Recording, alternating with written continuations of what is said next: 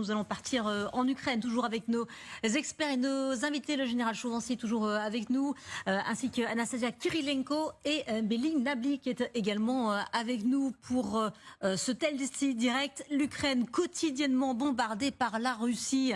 Cela ne s'arrête pas. Nouvelle attaque la nuit dernière. Plus de 620 drones et missiles contre Kiev. L'ouest du pays a notamment été visé, la ville de Lviv. Il y aurait au moins 4 morts et des blessés. La démonstration de force de Moscou se poursuit. On va retrouver sur place Marianne Kotonov et Éric Josset.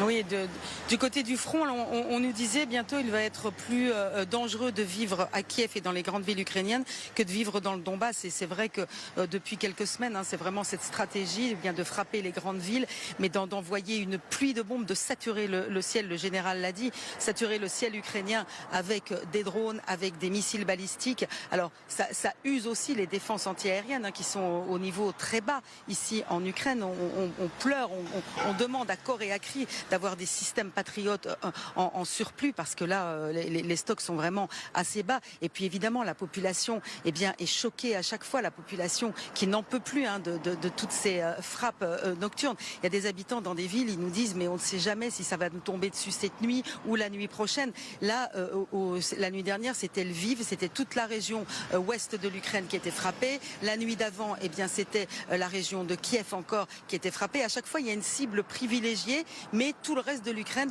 est arrosé aussi. Donc c'est vraiment ça. Les populations ont peur. Moi, depuis que je suis ici, je n'avais plus vu de gens aller dans les abris à Kiev. Et bien là, maintenant, on les retrouve dans les métros.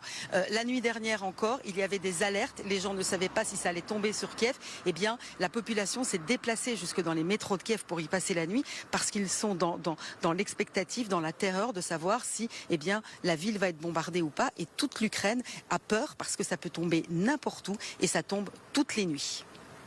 Merci beaucoup Marianne Kotonov avec Éric Josset à vos côtés. Kiev qui doit récupérer des missiles patriotes pour sa défense aérienne. Le président Zelensky prévient que cette montée en puissance elle ne va pas s'arrêter. Voilà ce qu'il dit sur sa chaîne Telegram. Pour l'instant, notre priorité est de renforcer les défenses aériennes.